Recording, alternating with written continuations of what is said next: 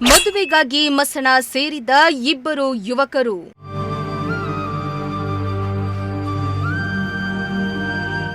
ಮದುವೆಗೆ ಹೆಣ್ಣು ಸಿಕ್ತಿಲ್ಲ ಎಂದು ಆತ್ಮಹತ್ಯೆ ಹಾದಿ.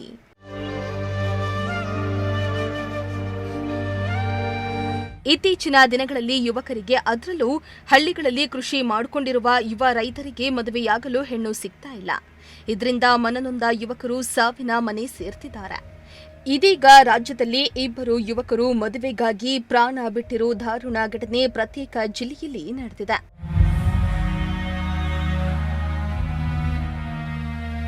ಹೌದು, ಮದುವೆಗೆ ಹೆಣ್ಣು ಸಿಗ್ತಾ ಇಲ್ಲ, ತಮಗೆ ಕಂಕಣ ಬಲವೇ ಕೂಡಿ ಬರ್ತಾ ಇಲ್ಲ, ಮದುವೆ ಮಾಡಿಸ್ತಾ ಇಲ್ಲ ಅಂತ ಇಬ್ಬರು ಯುವಕರು ಮಾನಸಿಕವಾಗಿ ನೊಂದು ಆತ್ಮಹತ್ಯೆಗೆ ಶರಣಾಗಿದ್ದಾರೆ. ಚಿಕ್ಕಮಗಳೂರಿನಲ್ಲಿ ಕುರಿಗಾಹಿಯೊಬ್ಬ ಮರಕ್ಕೆ ನೇಣು ಬಿಗಿದುಕೊಂಡು ಆತ್ಮಹತ್ಯೆ ಮಾಡಿಕೊಂಡಿದ್ರೆ, ಇತ್ತ ಮತ್ತೋರ್ವ ಯುವಕ ವಿಜಯಪುರದಲ್ಲಿ ಆತ್ಮಹತ್ಯೆ ಮಾಡಿಕೊಂಡಿದ್ದಾನೆ.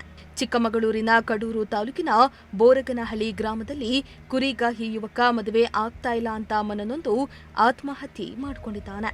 ತುಮಕೂರು ಜಿಲ್ಲೆ ಶಿರಾ ತಾಲೂಕಿನ ಬ್ರಹ್ಮಸಂದ್ರ ಗ್ರಾಮದ ನಿವಾಸಿಯಾಗಿದ್ದ ಕುಮಾರ್ ಎಂಬಾತ ಕಳೆದ ಕೆಲ ದಿನಗಳ ಹಿಂದೆಯಷ್ಟೇ ಕಡೂರು ತಾಲೂಕಿನ ಬೋರಗನಹಳ್ಳಿ ಪರಮೇಶ್ವರಪ್ಪ ಎಂಬುವವರ ತೋಟದಲ್ಲಿ ಕುರಿಗಾಹಿಯಾಗಿ ಕೆಲಸ ಮಾಡ್ತಾ ಇದ್ದ. ಕೆಲವರ ಮನೆಗೆ ಹೋಗಿದ್ದ ವೇಳೆ ತನಗೆ ಮದುವೆ ಮಾಡಿಸುವಂತೆ ತಂದೆ ತಾಯಿಗೆ ಹೇಳಿದ್ದಾರೆ. ಆದರೆ ಇಬ್ಬರು ಅಣ್ಣಂದಿರಿಗೆ ಮದುವೆಯಾದ ಬಳಿಕ ಮದುವೆ ಮಾಡಿಸುವುದಾಗಿ ತಿಳಿಸಿದ್ದು, ಇದರಿಂದ ಮನನೊಂದ ಕುರಿಗಾಹಿ ಕುಮಾರ್ ಮದ್ಯ ಸೇವಿಸಿ ಮರಕ್ಕೆ ನೇಣು ಬಿಗಿದುಕೊಂಡು ಆತ್ಮಹತ್ಯೆಗೆ ಶರಣಾಗಿದ್ದಾನೆ.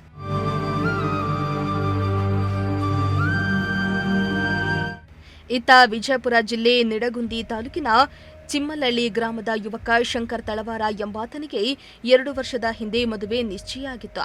ಆದರೆ ಮದುವೆ ಮುರಿದು ಬಿದ್ದಿದ್ದು, ಬಳಿಕ ಮದುವೆಗೆ ಎಷ್ಟೇ ಹುಡುಕಾಡಿದ್ರೂ ಕೂಡ ಹೆಣ್ಣು ಸಿಗದಿದ್ದಕ್ಕೆ ಮನನೊಂದ ಶಂಕರ್ ಮರಕ್ಕೆ ನೇಣು ಬಿಗಿದುಕೊಂಡು ಸಾವನ್ನಪ್ಪಿದ್ದಾನೆ.